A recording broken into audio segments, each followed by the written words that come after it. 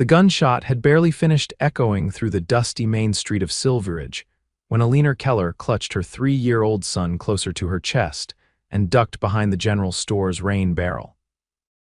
The town's folks were gathered for the annual Founders' Day celebration of 1885, but the festive mood had shattered when Sheriff Tucker's deputy confronted the drunken cattle rustler who'd been causing trouble since sunrise. Alina's heart pounded as she peered around the wooden slats, her golden brown hair falling loose from its careful arrangement. Little Thomas whimpered against her shoulder, his small fingers digging into her threadbare blue dress. "Hush now, sweetheart," she whispered, smoothing his sandy curls.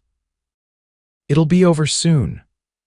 The confrontation settled as quickly as it had begun, with the troublemaker hauled off to the jailhouse, but Alina remained hidden, reluctant to rejoin the crowd that had already returned to their merriment. In the 4 months since she'd arrived in Silveridge, she'd learned that staying unnoticed was safest. "Madam, you and the little one all right back here?" Alina, startled at the deep voice, instinctively tightening her grip on Thomas. Standing before her was a tall man with broad shoulders, dressed in worn riding clothes.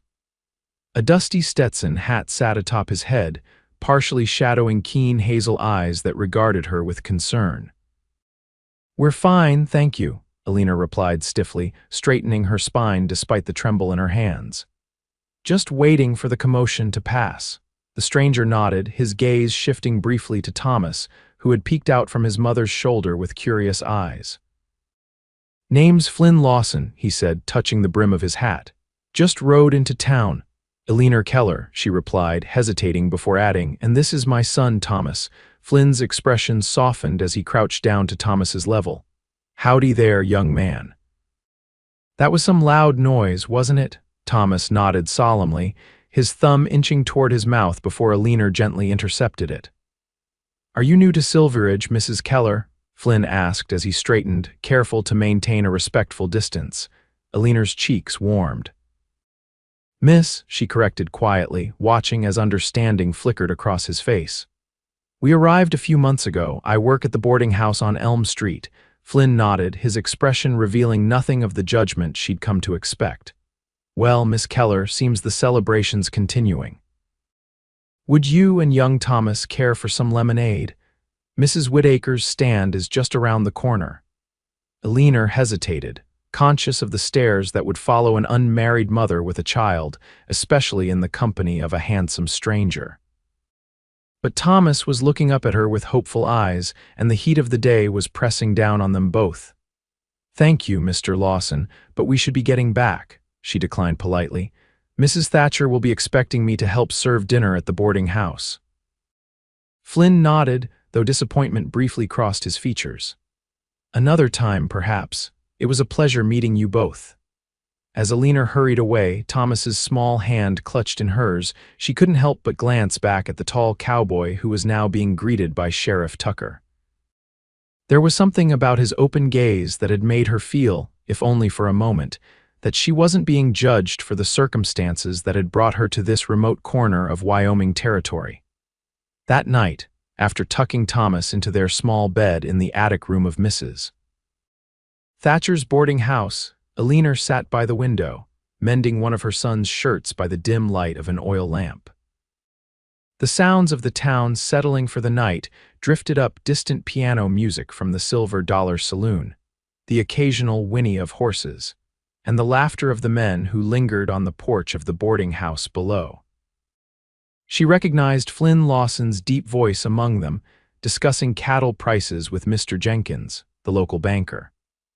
Her needle paused mid-stitch as she caught herself listening for his words, for that warm timbre that had addressed her and Thomas with such unexpected kindness earlier in the day. "Foolishness," she whispered to herself, resuming her sewing with determined concentration.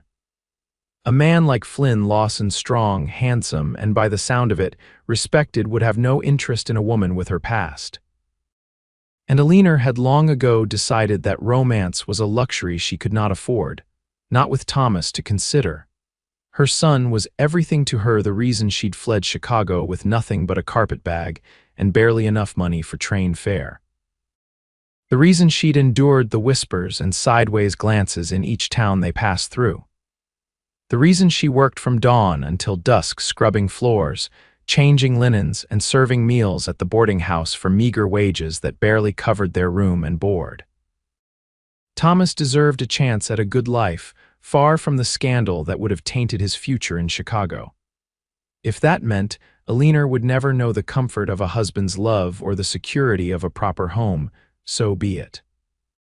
She had made her choice 3 years ago when she discovered herself with child and unmarried, her sweetheart having disappeared at the first mention of responsibility.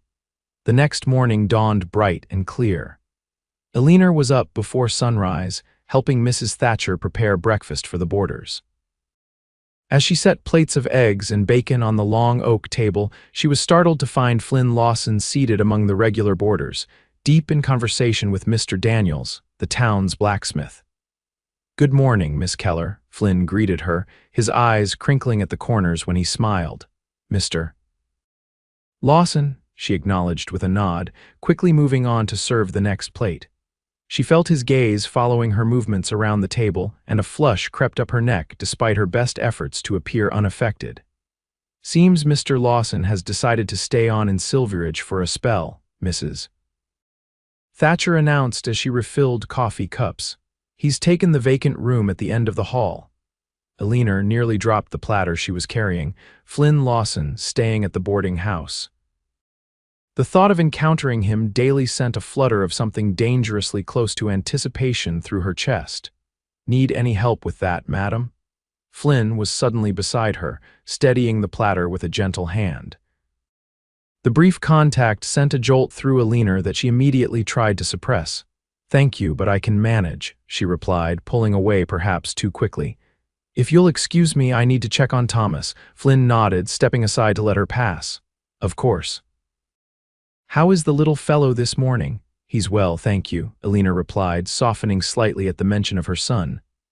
"Mrs. Thatcher's daughter is watching him while I serve breakfast. He seems like a fine boy," Flynn commented. "Strong and curious, good traits for growing up out here." Pride momentarily overcame Alina's guardedness. "Yes, he is. Brave too, considering all the changes he's had to adjust to." Flynn seemed about to say more when Mrs. Thatcher called for Alina from the kitchen. With a quick nod, she hurried away, relieved to escape the confusing mix of emotions that Flynn Lawson's presence stirred within her. The following days established a routine that both comforted and unsettled Alina. Flynn would greet her each morning at breakfast, exchange a few pleasantries, and then be off to whatever business occupied his days. She learned from Mrs. Thatcher that he was surveying land to potentially start his own cattle ranch, having worked as a foreman on a large operation down in Colorado. "Man knows his business," Mrs. Thatcher remarked approvingly as they washed dishes one afternoon. "And unmarried too, with prospects. Every eligible young lady in town has taken notice." Alina merely nodded, unwilling to admit that she had indeed noticed more than Flynn Lawson's prospects. She'd noticed how he always tipped his hat to ladies passing on the street, how he'd stopped to help Mrs. Callahan carry her groceries, and how he'd taken to bringing little wooden animals for Thomas, whittled by his own hand during evening hours on the porch. Thomas, unlike his cautious mother, had taken an immediate liking to the tall cowboy. Flynn had a way with children that Alina found both endearing and painful to witness. It was the kind of fatherly attention Thomas deserved, but would likely never know. One evening, nearly 2 weeks after Flynn's arrival, Alina was hanging laundry in the backyard when she heard Thomas's delighted giggles. Peering around the sheet she just pinned, she saw her son perched atop Flynn's broad shoulders, holding tight to the cowboy's hat as they galloped around the yard. "Higher, Mr. Flynn. I want to see over the fence," Thomas exclaimed, his usual shyness completely forgotten. "Careful now, pardner," Flynn cautioned with a laugh, his strong hands secure around Thomas's small legs. "Don't want to take a tumble and worry your mama." Alina stepped into view, torn between interrupting their play and enjoying the rare sound of her son's uninhibited laughter. Flynn spotted her immediately, his smile faltering slightly. "Hope you don't mind, Miss Keller," he said, carefully lifting Thomas down. Young man here was helping me check the stability of Mrs. Thatcher's fence posts. Thomas nodded earnestly. We're fixing things, Mama, mister.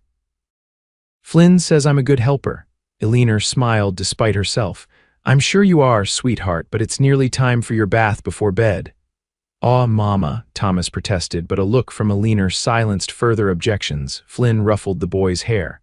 Listen to your mama, Thomas. Maybe tomorrow you can help me mend that loose board by the chicken coop if it's all right with Miss Keller, of course.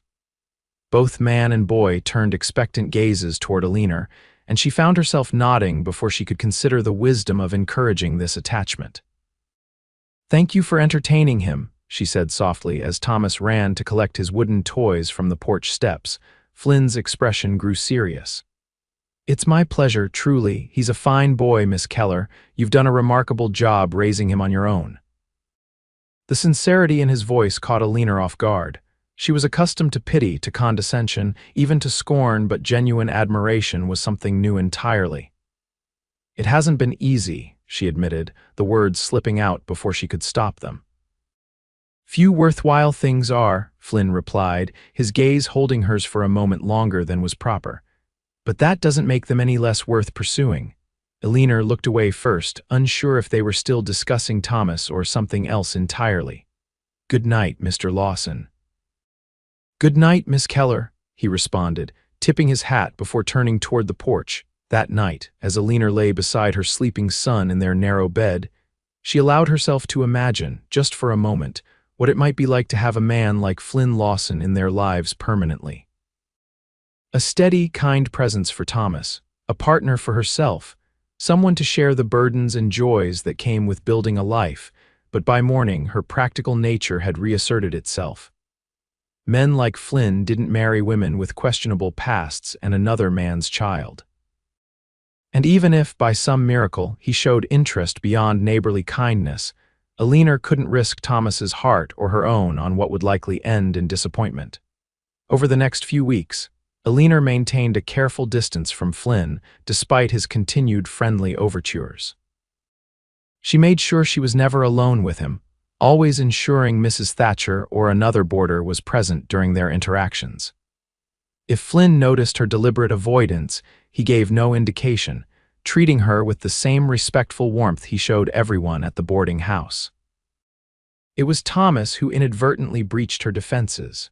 One afternoon in early June, Eleanor returned from delivering fresh linens to the rooms to find her son sitting on the front porch with Flynn, a small book open between them. Mama, Thomas called excitedly. Mr. Flynn is teaching me my letters. Look, he proudly pointed to a wobbly T scratched on a small slate. That's wonderful, darling, Eleanor said, her heart constricting at the pure joy on her son's face. She glanced at Flynn, who was watching her with an unreadable expression. Hope you don't mind, he said, rising to his feet. Thomas mentioned wanting to write his name, and I had some time before meeting with Mr. Jenkins about the land purchase. Eleanor hesitated, torn between gratitude for his kindness and concern about Thomas growing too attached. It's very kind of you to take the time. Not at all, Flynn replied, his gaze steady. I enjoy his company. He's quick to learn. Pride briefly overshadowed Eleanor's caution. Yes, he is. His father was. Well, he was well educated. It was the first time she'd ever mentioned Thomas's father to anyone in Silveridge, and she immediately regretted it. Flynn nodded, offering no judgment or prying questions. Education is valuable out here. A man who can read contracts and write letters has an advantage. He paused, seeming to choose his next words carefully. I'd be happy to continue helping him with his letters if you're agreeable. I taught the younger ranch hands back in Colorado. The offer was tempting. Eleanor had dreams of Thomas attending school properly someday, but for now her limited skills were all she could offer him. I would appreciate that, she finally said, surprising herself with the admission, though I wouldn't want to impose on your time. Flynn's smile warmed his entire face. It's no imposition, Miss Keller, none at all. And so began a new pattern to their days. 3 evenings a week, Flynn would sit with Thomas on the porch after dinner, patiently guiding the boy's small hand as he formed letters and simple words. Eleanor would bring them lemonade or cookies, sometimes lingering to watch their lessons, finding herself drawn into conversation despite her best intentions to keep her distance. "You're good with him," she remarked one evening as Thomas proudly demonstrated his ability to write his name. "Have you taught many children?" Flynn shook his head, watching Thomas with genuine affection. "No, mostly just young men needing to sign their names to payroll, but there's something about teaching a child seeing that moment when understanding dawns." He glanced at her, his expression softening. "Must be how you feel watching him grow each day." "Yes," Eleanor agreed, surprised by how easily conversation flowed between them when focused on Thomas. "Though sometimes it happens so quickly I fear I'll miss something important." "I doubt that," Flynn said. "You notice everything about him, the way he scrunches his nose when concentrating, how his left hand wants to take over from his right when he's tired." He smiled at her surprised expression. "You're a good mother, Eleanor, the best kind." The use of her given name should have alarmed her, should have prompted a retreat behind the walls of propriety she'd built so carefully. Instead, she found herself warming to it, to the way it sounded in his deep voice, spoken with such genuine respect. As June gave way to July, Eleanor began to notice changes in herself. She found reasons to linger in conversation with Flynn, allowed herself to laugh at his gentle jokes, even shared stories of her childhood in Pennsylvania, careful, edited stories that revealed nothing of her time in Chicago or the circumstances of Thomas's birth. Flynn, in turn, told her of growing up on his father's struggling farm in Missouri, of learning ranch work from his uncle after his parents died of fever, of working his way up from stable boy to foreman through determination, and an uncanny ability to understand cattle and horses alike. "I've been saving every penny since I was 16, he explained one warm evening as they sat on the porch steps, watching Thomas chase fireflies in the yard. "Dreamed of my own place, not just working someone else's land, but building something that could last, something to pass down someday." "And now you've found it?" Eleanor asked, genuinely interested in his ambitions. Flynn nodded, his expression serious yet hopeful. "The land northeast of town, along Cottonwood Creek. Jenkins approved the bank loan yesterday. It's rough country, needs work, but the water's good and there's shelter for cattle in winter." He turned to her, something vulnerable in his gaze. "Would you and Thomas like to see it sometime? It's only a short ride out of town." The invitation hung between them, weighted with meaning beyond a simple social call. Eleanor knew she should decline, should re-establish the boundaries she'd allowed to blur over the past weeks. Instead, she heard herself say, "We would like that, yes." The smile that spread across Flynn's face made her heart flutter traitorously in her chest. "Sunday after church, perhaps, if Mrs. Thatcher can spare you." "Sunday would be fine," Eleanor agreed, already wondering if she'd lost her mind entirely. Sunday arrived bright and clear, a perfect Wyoming summer day. After church services, Flynn brought around a wagon he'd borrowed from Mr. Daniels, equipped with a proper bench seat and freshly oiled wheels. "Your chariot awaits," he said with a playful bow to Thomas, who giggled in delight. Eleanor had worn her best dress, a modest blue cotton with white trim that she'd carefully altered from a second-hand purchase. She'd spent extra time on her hair that morning, pinning it in a neat arrangement that framed her face. The approving look in Flynn's eyes, when he helped her into the wagon, sent warmth spreading through her despite her attempts to remain practical about the outing. The ride to Flynn's property took just under an hour, during which Thomas peppered him with endless questions about horses, cattle, and ranch life. Flynn answered each one with patience, occasionally glancing at Eleanor with shared amusement at the boy's curiosity. "There it is," Flynn finally announced, pulling the wagon to a stop atop a gentle rise. "Lawson Land." Eleanor gazed out at the sweeping vista before them. A broad creek meandered through a valley flanked by rolling hills dotted with cottonwood and pine. The land was wilder than the settled areas around Silveridge, but Eleanor could see its potential rich grass for grazing, natural boundaries formed by ridgelines, and the life-giving water of the creek glinting in the sunlight. "It's beautiful," she said sincerely, understanding why this place had captured Flynn's dreams. "Come on," he said, helping her down from the wagon before swinging Thomas up onto his shoulders. "Let me show you where I'm planning to build the house." They walked through meadow grass that reached Thomas's waist, following the gentle slope down toward the creek. Flynn pointed out his plans with infectious enthusiasm. The barn would go there, corrals beyond. The main house would face east to catch the morning sun while being sheltered from the worst winter winds by that stand of trees. "And right here," he said, stopping in a level area with a commanding view of the valley, "is where the house will stand, porch wrapping around so you can watch the sunset over those hills." Eleanor could almost see it, a sturdy home with windows to catch the breeze, perhaps flowers planted along the walkway, children playing in the yard. She caught herself abruptly. They weren't her dreams to share. This wasn't her future to imagine. "It's a fine location," she said, forcing practicality back into her voice. "When will you begin building?" If Flynn noticed her sudden retreat, he didn't comment on it. "I'll start clearing the ground next week. Hope to have at least the barn and a small cabin up before winter sets in." He glanced at her. "It won't be much that first year rough living compared to Mrs. Thatcher's boarding house. But it will be yours," Eleanor said, understanding completely the value of something that belonged solely to oneself, however humble. Flynn's expression softened. "Yes, mine." He hesitated before adding quietly, "Though a home needs more than walls and a roof to truly be complete." The implication hung in the air between them, unspoken but impossible to ignore. Eleanor busied herself with brushing grass seeds from her skirt, unwilling to meet his gaze. "Can we see the creek, Mr. Flynn?"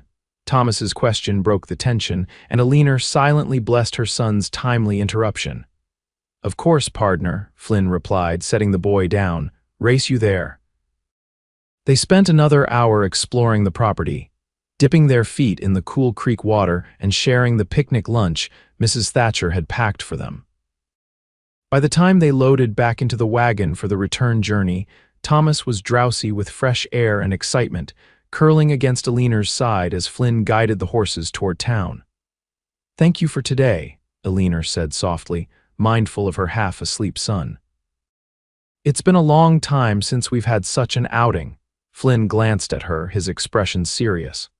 "I should be thanking you, sharing this place with you and Thomas. It means a great deal to me, Eleanor." The way he said her name made her breath catch. No one had spoken to her with such warmth in years, not since before Thomas, before the shame and scandal that had driven her from Chicago.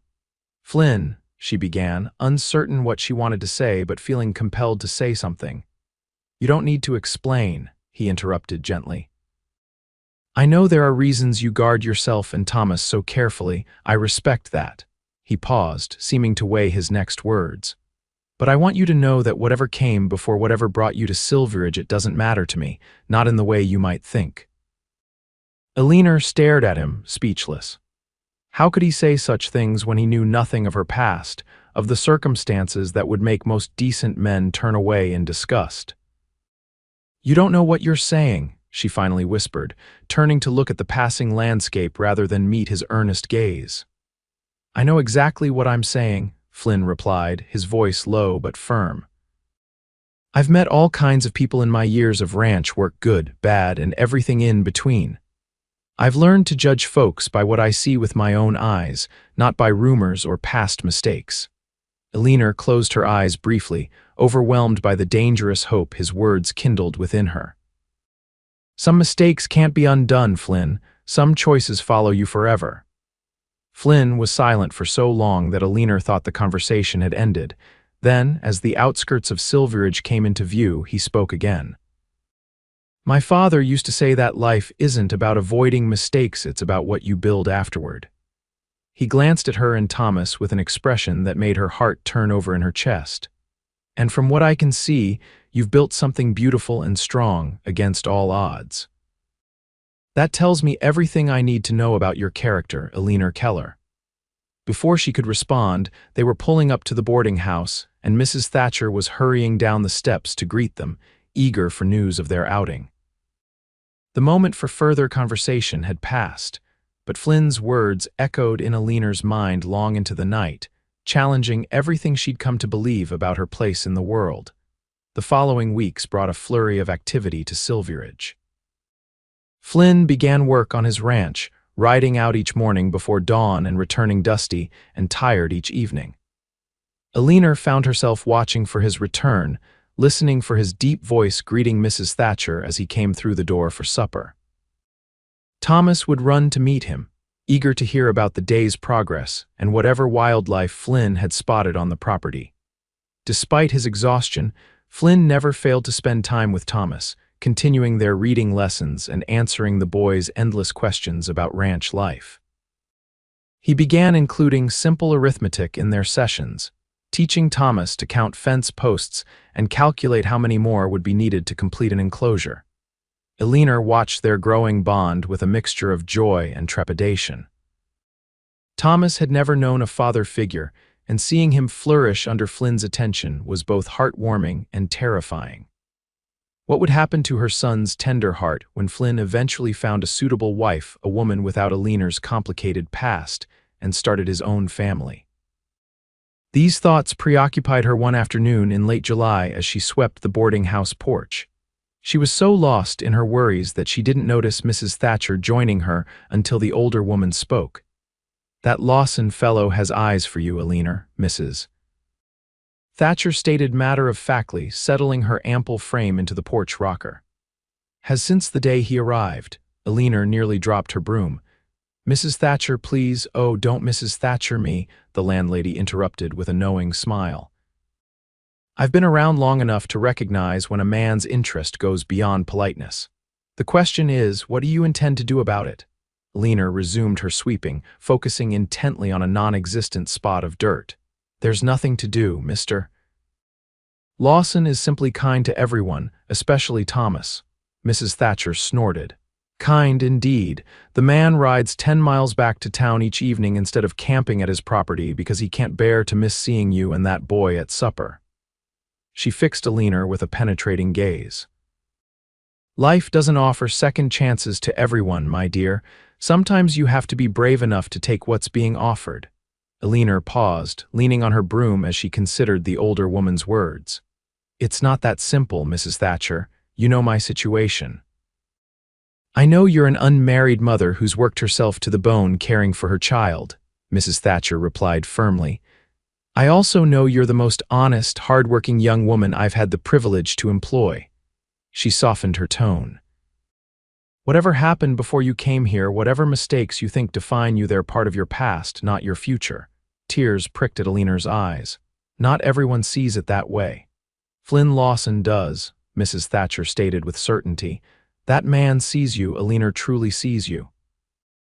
And he sees Thomas too, not as a burden or someone else's child, but as the wonderful boy he is." She rose from her chair with a small groan. "Just something to consider before you sweep away what could be the greatest blessing of your life." With that, the landlady returned inside, leaving Alina alone with thoughts more turbulent than before. That evening, Flynn didn't return for supper. As the hour grew late with no sign of him, Alina found herself growing increasingly concerned. It wasn't until nearly 9 o'clock, after she'd put a disappointed Thomas to bed, that she heard the front door open and Flynn's voice greeting Mrs. Thatcher. Relief washed over Alina, followed immediately by embarrassment at the strength of her reaction. She had no right to worry about him, no claim on his whereabouts. Yet she found herself moving toward the stairs, drawn by the need to assure herself he was all right. Flynn stood in the entrance hall, his clothes covered in dust, a smear of dirt across his forehead. He looked exhausted but satisfied, speaking quietly with Mrs. Thatcher. "The framework's up," he was saying. "Should have walls and a roof by week's end if the weather holds." "That's wonderful news," Mrs. Thatcher replied, noticing Alina on the stairs. "Look who's here." Alina was just checking to make sure everyone was locked up for the night. Flynn turned, his tired face lighting up at the sight of her. "Miss Keller, I hope Thomas wasn't too disappointed I missed our lesson tonight." "He understood you were busy with the ranch," Alina replied, descending the last few steps. "He's left a drawing for you, his idea of what your cattle should look like." Flynn's smile deepened. I'll be sure to review it with him tomorrow. He hesitated, glancing at Mrs.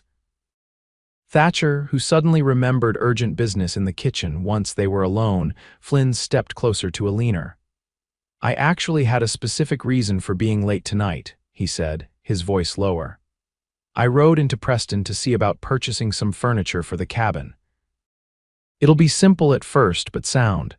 That's wonderful progress, Alina said sincerely. Thomas will be excited to hear about it. And you? Flynn asked, his gaze steady on her face. What do you think about it, Alina? There was something in his tone that made her heart beat faster. I think you're building a fine future, Flynn, he nodded slowly, as if considering her words carefully. That's my hope. He drew a deep breath. There's to be a social at the church on Saturday to raise money for the new schoolhouse. I was wondering if you and Thomas might accompany me. Alina stared at him, momentarily speechless. A social was different from reading lessons on the porch or even their outing to his property. A social meant being seen together publicly in a way that would invite speculation and gossip. I'm not sure that would be wise, she finally said, though the words felt painful leaving her lips. Flynn's expression remained gentle, but she could see the disappointment he tried to hide. May I ask why? Alina glanced toward the door, ensuring they were truly alone. You know why, Flynn. I'm an unmarried mother. People talk enough as it is without me appearing at a church social with a respectable man like yourself. And if I don't care about such talk, Flynn challenged quietly, you should, Alina insisted. You're establishing yourself here, building a business, a reputation. You can't afford to be associated with someone like me. Flynn took a step closer, close enough that Alina could see the flecks of gold in his hazel eyes. Alina Keller, in the months I've known you, I've seen a woman of extraordinary strength, kindness, and dignity. A mother who would sacrifice anything for her child, a person who treats everyone with respect regardless of station. His voice grew softer. If being associated with someone like you harms my reputation, then there's something deeply wrong with society's judgment, not with you. Alina felt tears threatening and blinked them back furiously. It's not that simple. It can be, Flynn replied, his voice steady with conviction, if we decide it is. The word "we" hung between them, loaded with implications that both thrilled and terrified Alina. Before she could formulate a response, the kitchen door swung open as Mrs. Thatcher returned, giving them both a knowing look. It's getting late, Alina said quickly. Good night, Mr. Lawson. She hurried up the stairs, her emotions in turmoil. In the safety of her room, she watched Thomas sleeping peacefully, unaware of the complicated adult world that threatened to upend the careful life she'd constructed for them. Part of her, a growing part, wanted to accept Flynn's invitation, to allow herself to hope for the kind of future she'd long since abandoned.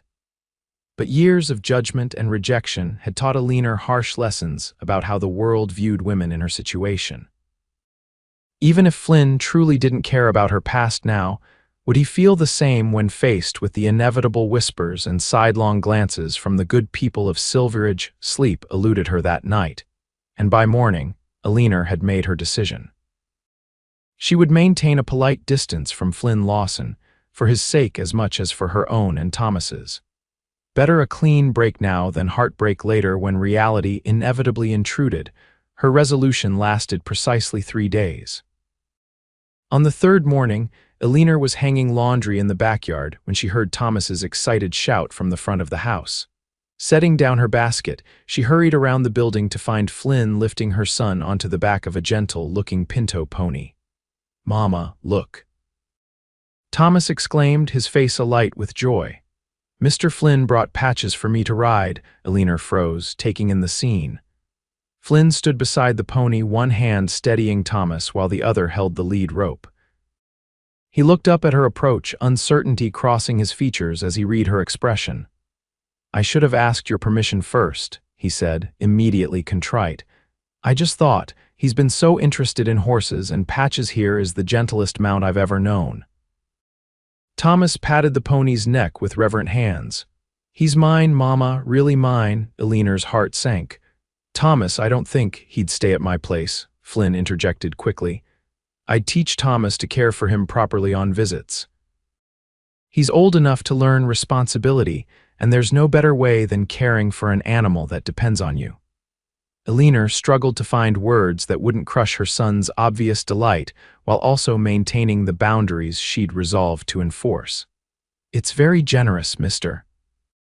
Lawson, but we couldn't possibly accept such an expensive gift. Flynn stepped closer, lowering his voice. It's not about the money, Eleanor. It's about giving Thomas something that brings him joy, something I'm uniquely positioned to provide. He glanced at the boy who was whispering secrets into the pony's ear. Look at him. Have you ever seen him so happy? Eleanor couldn't deny the truth of Flynn's words. Thomas's face shone with a pure happiness. She rarely witnessed the unguarded delight of a child who, for a moment, had forgotten the absence of a father, the whispers that followed them, the cramped attic room that was their only home. I can't repay you for this, she said, her resolve weakening. I'm not asking for repayment, Flynn replied gently. Just the chance to be part of his life and yours, if you'll allow it. Eleanor met his gaze, seeing the sincerity there that had drawn her to him from the beginning. Why us, Flynn? Of all the women in Silveridge, respectable women with unblemished reputations, why would you choose to involve yourself with me and my son? Flynn's expression grew serious. Because in all my 32 years, I've never met anyone who makes me feel the way you do, Eleanor Keller. Because Thomas reminds me daily of the joy that comes from seeing the world through fresh eyes. Because when I imagine my future on that ranch, it's empty unless I picture you both there with me. Eleanor's breath caught. No man had ever spoken to her with such honest emotion, such clear intent. Flynn, I don't answer now, he interrupted softly. Just say you'll come to the social on Saturday. Give me that much at least. Eleanor looked at Thomas, still enraptured with the pony, and then back at Flynn's hopeful expression. Against all her better judgment, she nodded. We'll come. The smile that transformed Flynn's face was worth whatever consequences might follow. Saturday arrived clear and warm, a perfect late July evening. Eleanor dressed with special care, wearing her best dress, the blue one that brought out the gold flecks in her brown eyes. She arranged Thomas in his Sunday clothes, dampening his hair to control the unruly curls that so resembled his absent father's. As they walked toward the church, Thomas skipping ahead with excitement, Eleanor felt a flutter of nerves in her stomach. This would be her first social event in Silveridge beyond Sunday services, where she could slip in quietly and leave immediately after the benediction. Flynn was waiting for them at the churchyard gate, dressed in clean trousers and a pressed shirt, his usually unruly hair tamed with water and a comb. The smile he gave Eleanor made her momentarily forget her anxiety. You look beautiful, he said simply, offering his arm. Eleanor hesitated before placing her hand in the crook of his elbow, acutely aware of the eyes already turning in their direction. Thank you for inviting us, she replied formally, clinging to propriety as a shield. The social was held in the church hall, decorated with paper lanterns and wildflowers for the occasion.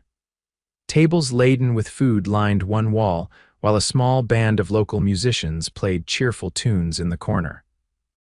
Nearly everyone in Silveridge seemed to be in attendance, from the oldest widow to the youngest babe in arms.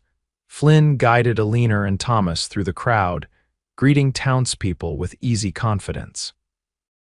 To Eleanor's surprise, most responded warmly, including them in conversations about weather, crops, and local gossip as if their presence together was the most natural thing in the world.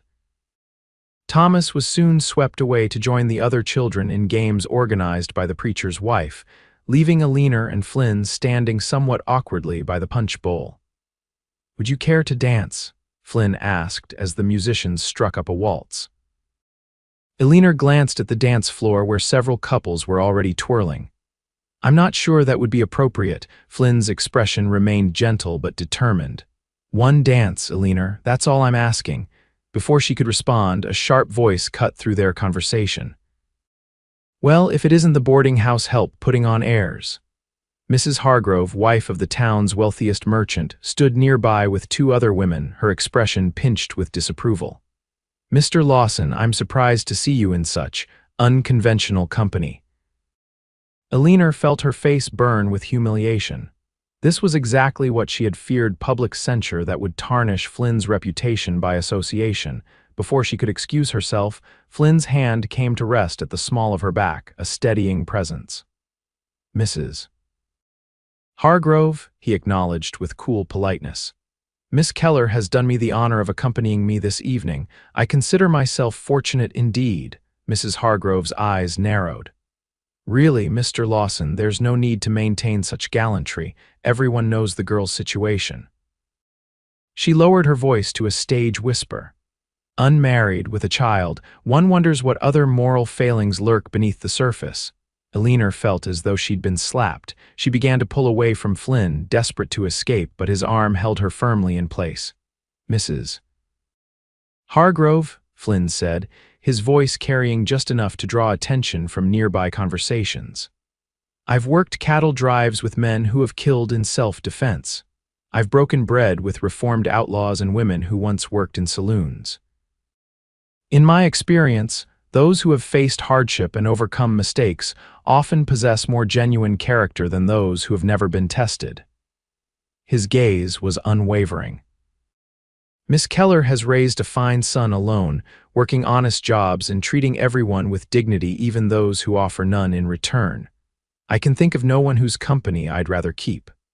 A hush had fallen over the nearest groups, all pretense of not listening abandoned. Eleanor stood frozen, caught between mortification at being the center of attention and astonishment at Flynn's public defense. Mrs. Hargrove's face mottled with anger. "Well, perhaps you should, madam," Flynn interrupted politely.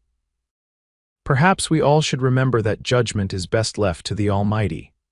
He turned to Eleanor, his expression softening.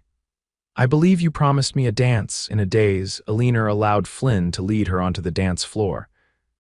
As his arm encircled her waist and he guided her into the waltz, she finally found her voice. "You shouldn't have done that," she whispered, though her heart was racing with emotions she couldn't quite name. Flynn's hand tightened slightly on hers. "I meant every word, Eleanor." "You've made yourself a target for gossip," she persisted. "Your business, my business, will succeed or fail based on how well I raise cattle, not on whom I choose to court," Flynn replied firmly. Eleanor stumbled slightly at the word court, and Flynn steadied her smoothly, continuing their dance as if nothing had happened. "Is that what you're doing?" she asked, hardly daring to believe what she was hearing.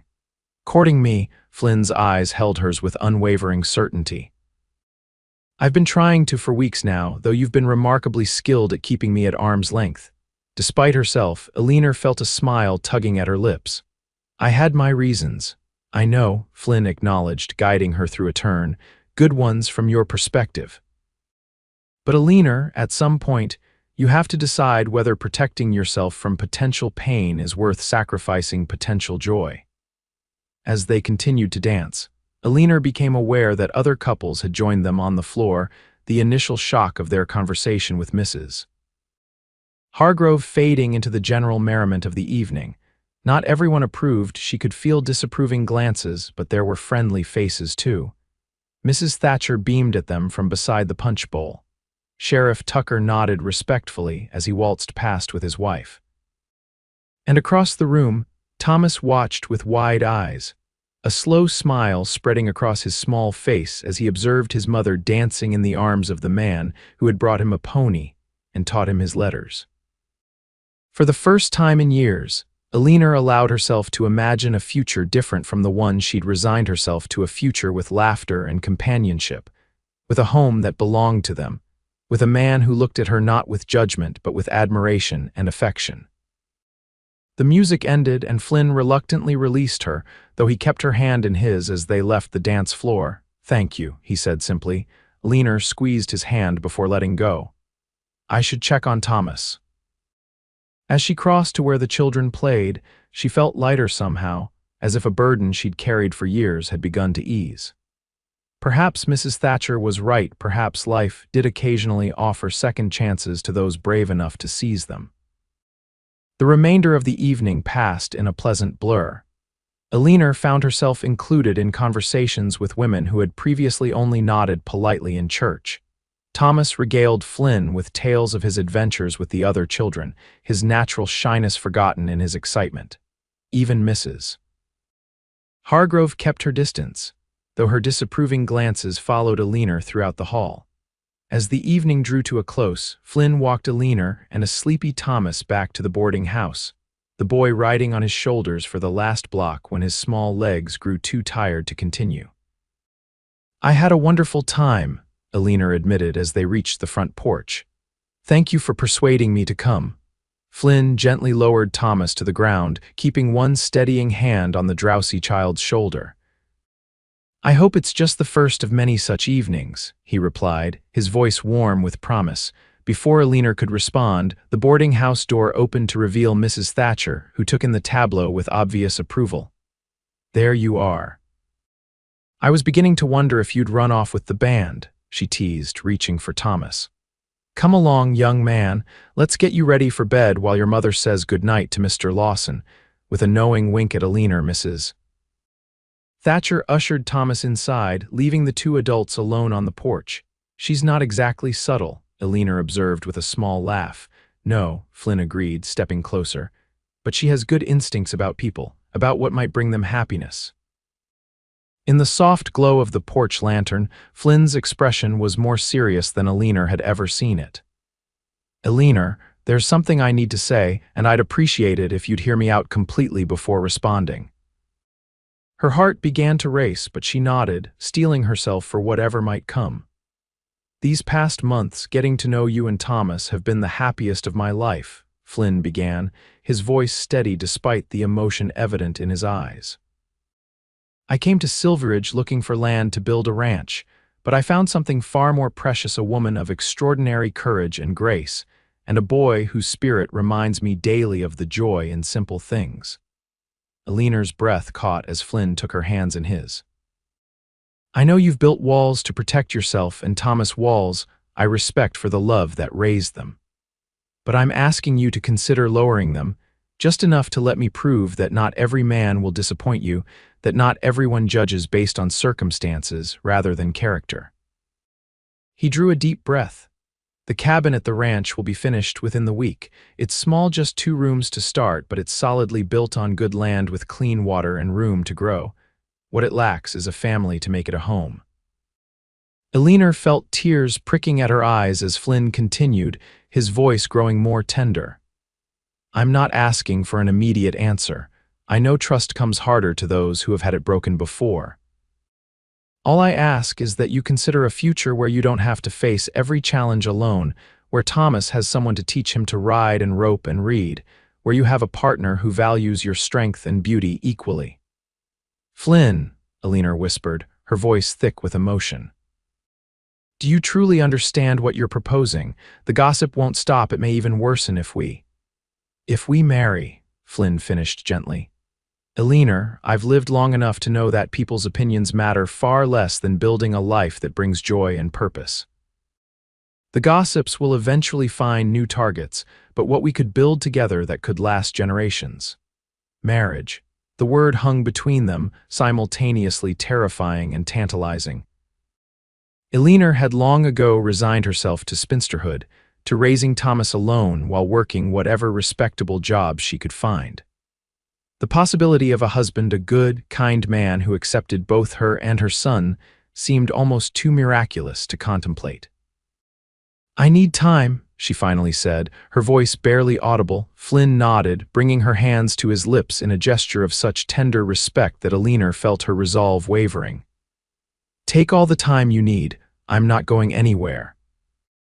In the days that followed, Alina found herself torn between caution and hope. She went about her duties at the boarding house mechanically, her mind constantly returning to Flynn's words on the porch. Mrs. Thatcher, sensing her distraction, was uncharacteristically patient, taking on tasks that Alina normally handled without comment. Thomas, meanwhile, spoke of little besides Flynn and the pony. "When can we visit Patches again, Mama? Mr. Flynn said I could help feed him special oats." Each mention of Flynn's name sent Alina's thoughts spiraling again. Could she truly trust this unexpected chance at happiness?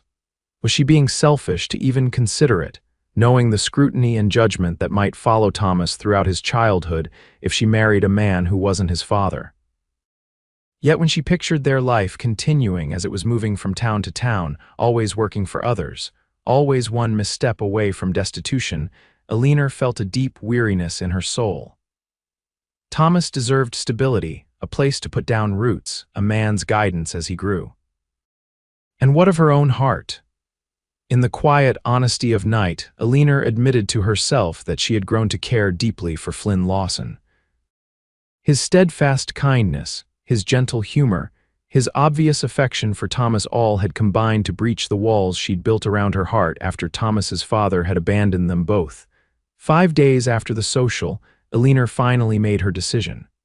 After putting Thomas to bed, she sought out Mrs. Thatcher in the kitchen, where the older woman was preserving the summer's last peaches. "I need your advice," Eleanor began hesitantly, taking a seat at the worn kitchen table. Mrs. Thatcher wiped her hands on her apron and joined her, her expression knowing. "About Mr. Lawson's proposal, I presume?" Eleanor's eyes widened. "How did you, my dear? These old eyes may be failing, but they can still recognize a man preparing to offer his heart," Mrs. Thatcher replied with a chuckle. "Besides, the walls in this house aren't as thick as one might hope." Blushing, Eleanor pressed on. "I don't know what to do. Part of me wants to accept for Thomas's sake as much as my own, but another part fears I'd be bringing Flynn nothing but trouble and gossip." Mrs. Thatcher considered her words carefully. "Let me tell you something about Flynn Lawson that you may not know.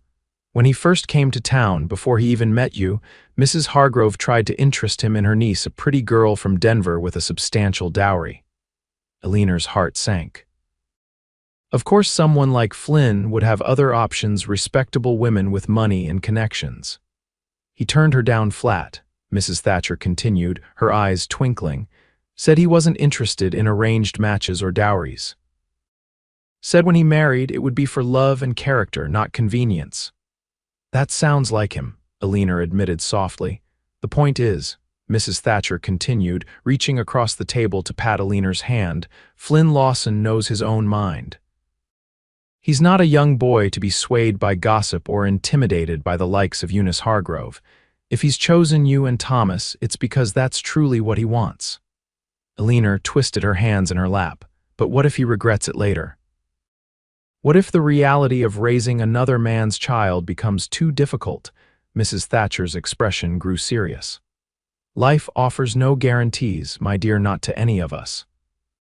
My Harold and I had 27 wonderful years before influenza took him, but I've never regretted a single day of our marriage, despite the pain of losing him."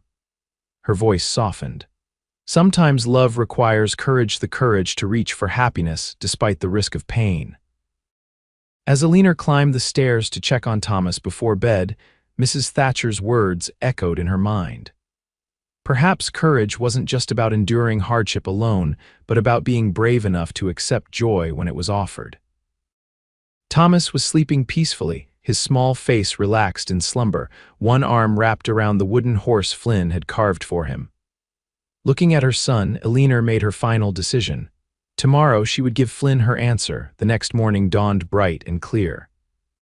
Eleanor rose early, helped Mrs. Thatcher prepare breakfast for the boarders, and then asked for permission to take the afternoon off, a request the landlady granted with a knowing smile.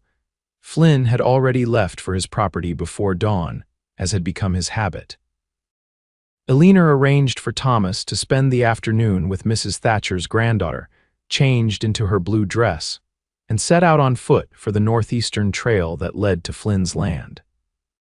The walk was longer than she'd anticipated, nearly 2 hours under the August sun, but Eleanor welcomed the time to order her thoughts. By the time the partially constructed cabin came into view, she felt a sense of calm certainty about the path ahead. Flynn was on the roof, hammering shingles into place. He didn't notice her approach until she was nearly to the porch, calling his name softly. When he looked up and saw her standing there, the smile that transformed his face made Eleanor's heart skip. Eleanor. He set down his hammer and made his way to the edge of the roof, jumping down with athletic grace. "Is everything all right? Where's Thomas?"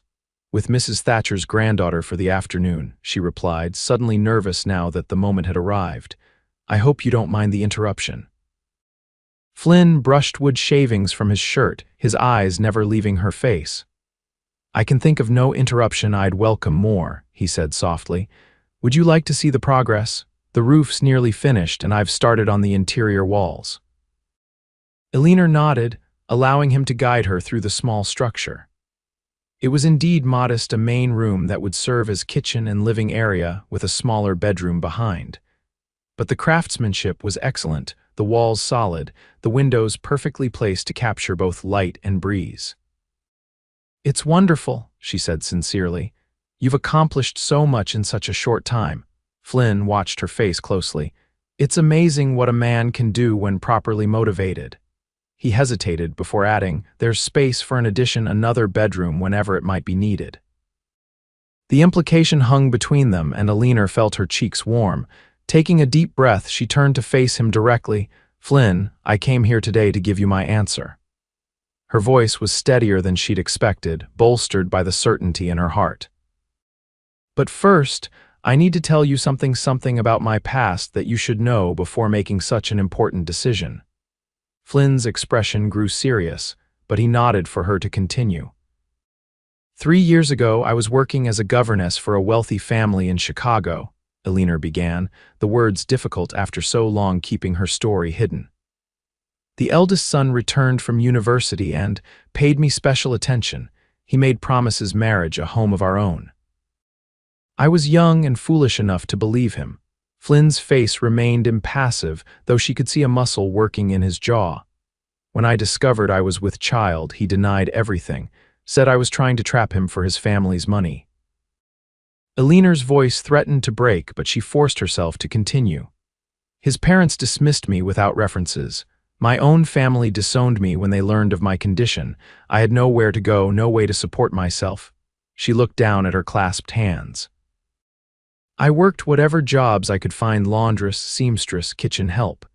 Each time my situation became known, I would be let go. We moved constantly, Thomas and I, always one step ahead of starvation.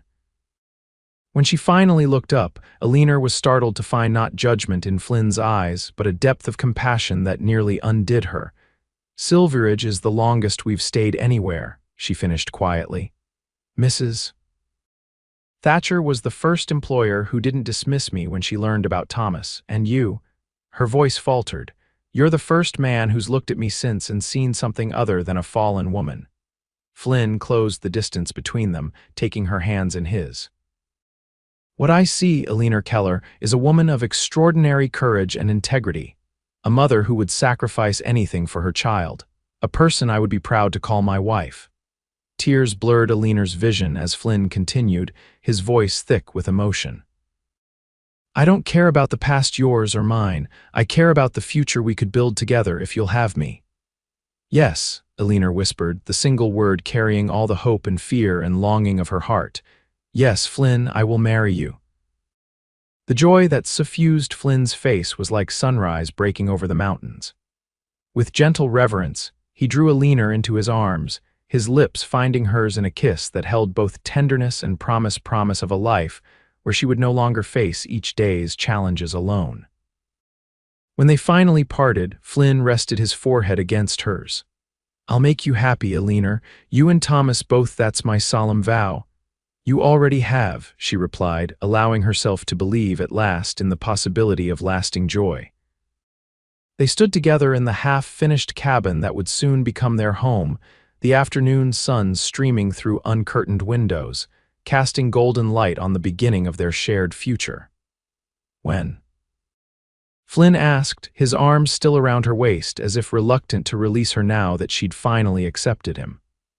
When will you marry me? Elena laughed, a sound of pure happiness that surprised even herself. Whenever you wish. We have no family to consult, no elaborate preparations needed. Flynn's expression grew serious. I want to do this properly, Elena, not a hasty ceremony that might feed the gossip's assumptions. I want everyone in Silveridge to understand the depth of my commitment to you and Thomas. His thoughtfulness touched Elena deeply.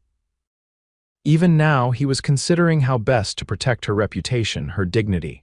2 weeks, she suggested. Time enough for proper announcements, but not so long that we torture ourselves with waiting. Flynn's smile returned, brilliant in its intensity. 2 weeks, then. September 1st, the beginning of autumn and the beginning of our life together. Hand in hand, they walked outside to survey the land that would be their home, the rolling hills, the clear running creek, the stands of cottonwood that would shelter them through winter storms and summer heat. Elinor could almost see it as it would be years from now, a larger house perhaps, with a garden and chickens scratching in the yard, Thomas growing tall and strong, maybe other children playing nearby. "What are you thinking?" Flynn asked, noticing her distant gaze. Elinor smiled up at him. "I'm thinking about beginnings and hope." Flynn's arm tightened around her waist. "There's something I want to show you before you head back to town." He led her toward the creek, where a small clearing nestled among cottonwood trees. "I thought this might be a good spot for the garden you'll want to plant come spring." The simple assumption that she would still be there in the spring, that they were planning not just for a wedding but for a lifetime, filled Elinor with quiet joy. "It's perfect." Good morning sun, but sheltered from the afternoon heat. They spent another hour walking the property together, Flynn pointing out his plans and Elinor offering suggestions. By the time she needed to start back to town, the future had begun to feel real in a way it never had before, tangible and within reach rather than a distant, impossible dream. Flynn insisted on accompanying her back to Silveridge, unwilling to let her make the long walk alone. They traveled mostly in comfortable silence, hands occasionally brushing, exchanging smiles that held all the wonder of their new understanding. As they approached town, Elinor felt a momentary return of her old anxiety. "People will talk when they hear of our engagement." "Let them," Flynn replied simply. "We know the truth of our feelings, and that's what matters." His confidence bolstered Elinor's courage. By the time they reached the boarding house, she was ready to face whatever reactions might come. Mrs. Thatcher took one look at their clasped hands and beamed with satisfaction. "Well, it's about time," she declared, embracing Elinor warmly. "I was beginning to think you'd both be stubborn forever." Thomas, playing on the parlor floor with wooden blocks, looked up at the commotion. "Mama, did you see Mr. Flynn's house? Is it big enough for Patches to live inside?" Elinor laughed, kneeling beside her son. "No, sweetheart, Patches will have his own special house called a stable, but I have something important to tell you." She glanced up at Flynn, who nodded encouragingly. "Mr. Flynn has asked if we would like to come live with him at his new ranch. He's asked me to be his wife and you to be his son." Thomas's small face scrunched in concentration as he processed this information. "Would we live in the house with the creek, where the frogs sing at night?" "Yes," Flynn answered, crouching down to Thomas's level.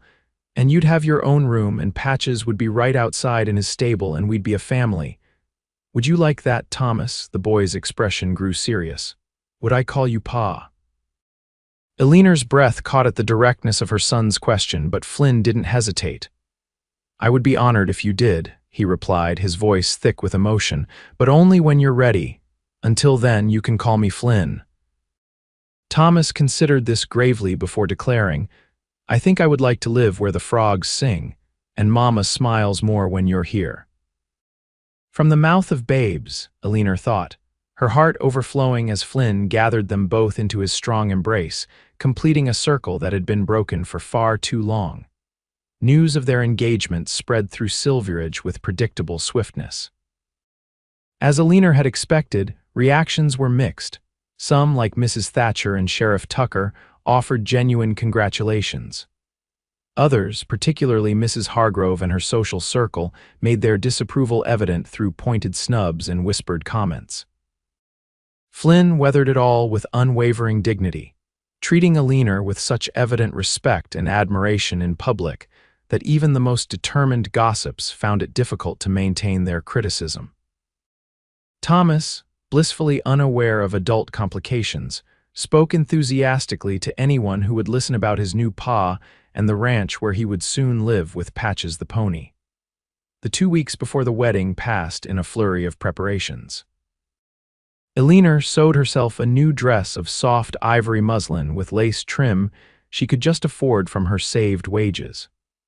Mrs. Thatcher insisted on hosting a small wedding dinner at the boarding house after the ceremony. The sheriff's wife organized a group of ladies to prepare a traditional gift where each person contributed a pound of household staples to help establish the new home. Through it all, Flynn continued work on the cabin, determined to have it properly finished before bringing his bride and her son home. Eleanor visited twice more, bringing curtains she'd sewn and simple dishes purchased from Mr. Hargrove's store, where she was served by the clerk, Mrs.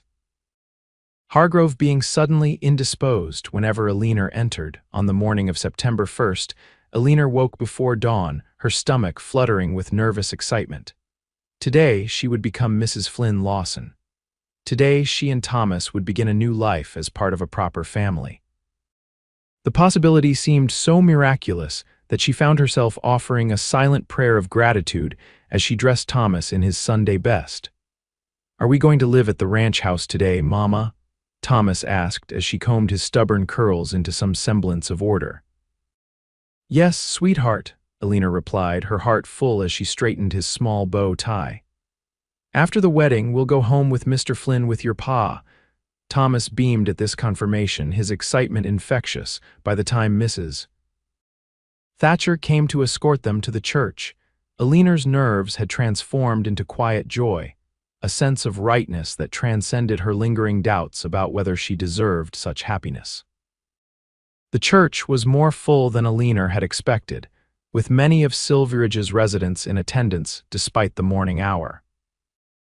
She recognized faces from the general store, the bank, the livery stable, people who had been politely distant during her months in town, now present to witness her marriage. Flynn waited at the altar, tall and handsome in a new suit, his usually unruly hair tamed into submission. The look on his face when he saw Eleanor walking toward him, Thomas proudly at her side, held such naked adoration that whispers rippled through the congregation. Reverend Collins smiled benevolently as Eleanor reached Flynn's side. "Dearly beloved," he began, his voice carrying through the small church, "we are gathered here today in the sight of God in this company to join this man and this woman in holy matrimony." As the familiar words washed over her, Eleanor found herself focusing not on the congregation or even the minister, but on Flynn's steady gaze and the warmth of his hand holding hers. This was real. This was happening.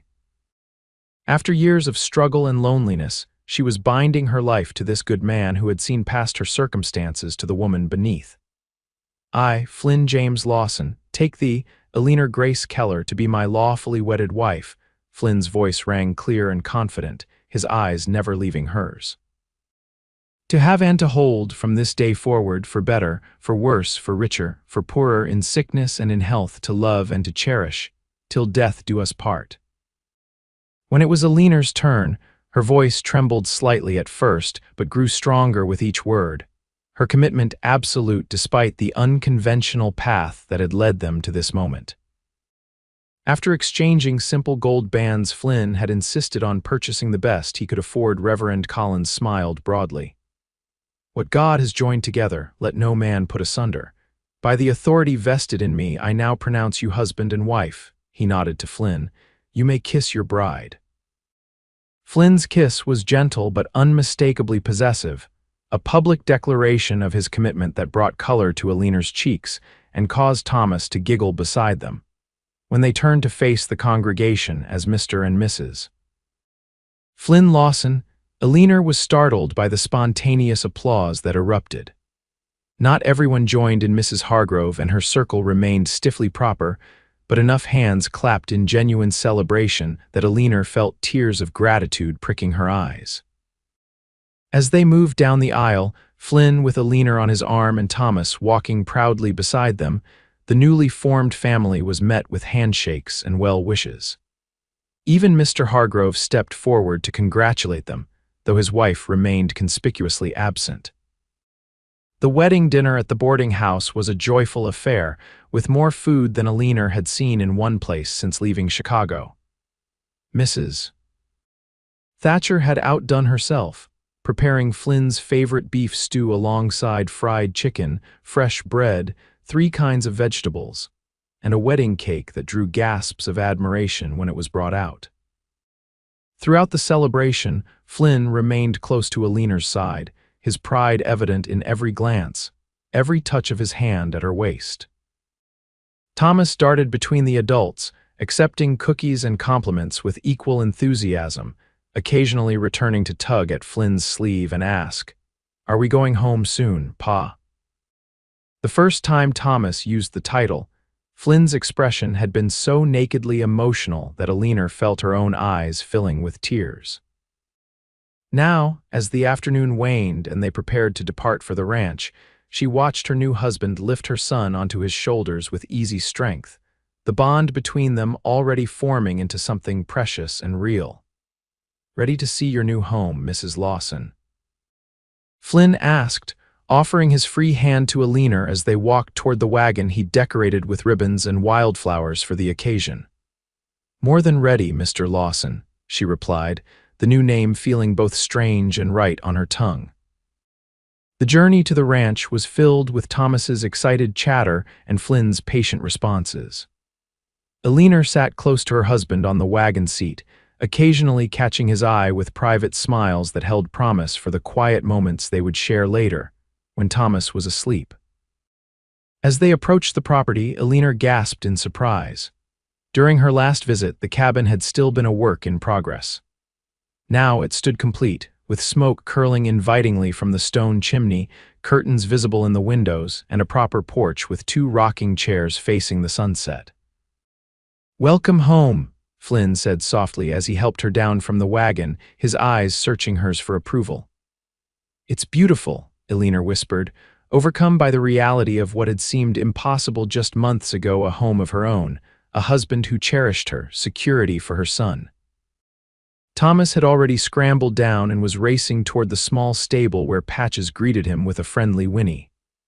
"Pa, can I show Patches our new house? Can I give him an apple? After we get your mama settled," Flynn called back with a laugh. "Come help carry in the wedding gifts first." Alina stood for a moment, watching her son and husband together, their similar postures as they unloaded packages from the wagon, the careful way Flynn showed Thomas how to properly carry even a light bundle. These were the moments she had thought Thomas would never know, learning how to be a man from someone who cared enough to teach him. "Alina," Flynn had noticed her standing still. "Everything all right," she smiled, brushing away the tears that threatened.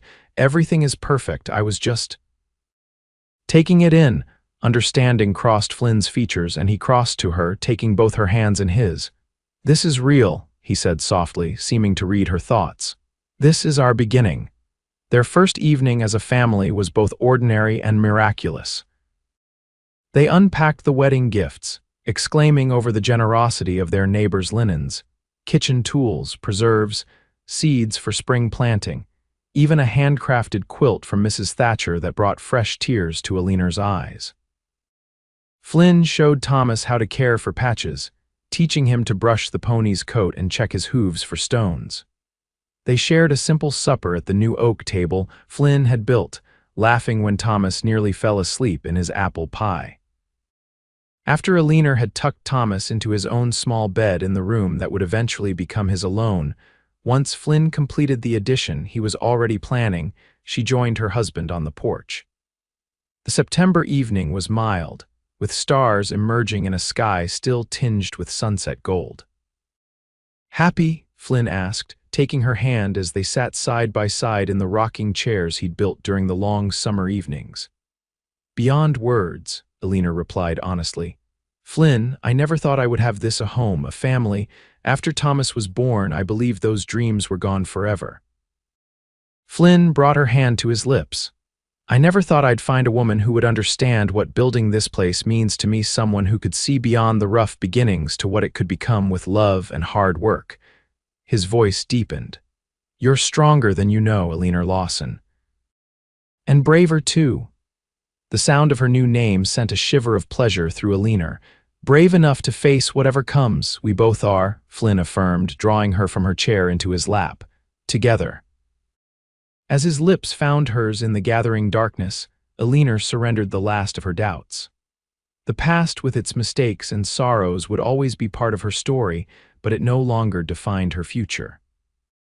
That future belonged to her, to Flynn, to Thomas, and to whatever children might bless their union in the years ahead. Here, on this land that Flynn had claimed and transformed, Alina had finally found what she had sought since fleeing Chicago 3 years ago, not just shelter, but a true home, not just security, but love. As Flynn's arms tightened around her, Alina knew with absolute certainty that the lonely young woman who had arrived in Silveridge, believing no one would ever want her with a child, had disappeared forever. In her place stood Alina Lawson, wife, mother, and beloved.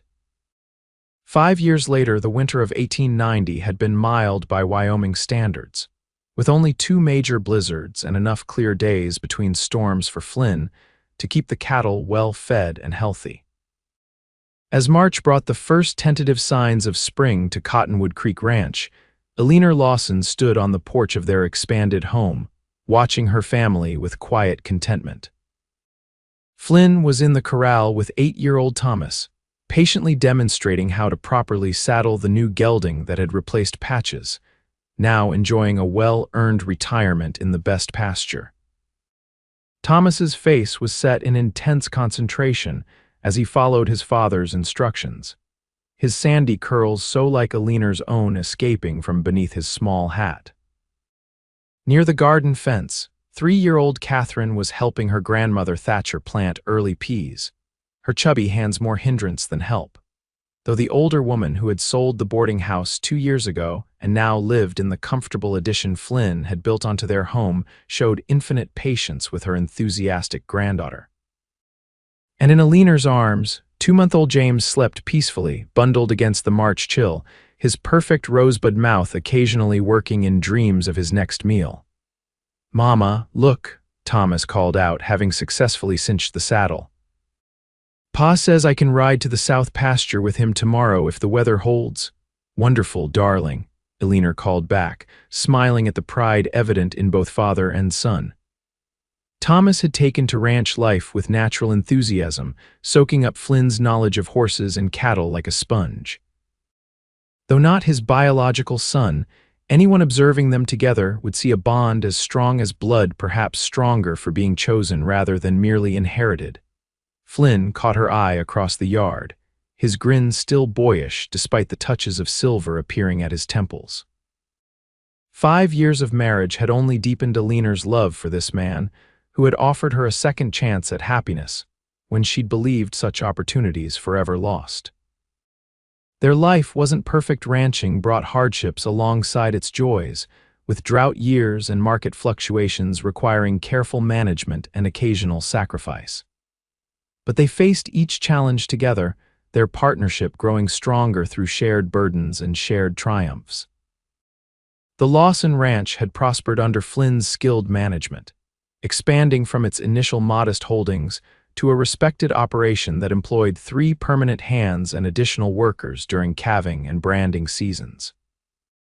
The original cabin had grown too, with additions built as their family expanded, first Thomas's room, then Catherine's, now the nursery where James would eventually sleep when he outgrew the cradle beside his parents' bed. Alina's garden had become legendary in the county, providing not only for their family, but producing enough excess for her to sell preserves and pickles in town for a tidy profit she kept in a special account for the children's education. Mrs. Thatcher's move to the ranch had been a blessing for everyone, giving the older woman the family environment she'd missed since her husband's death, and providing Alina with both companionship and help with the children as the demands of the growing ranch consumed more of Flynn's time. Most surprising of all had been the gradual shift in the town's attitude toward Alina.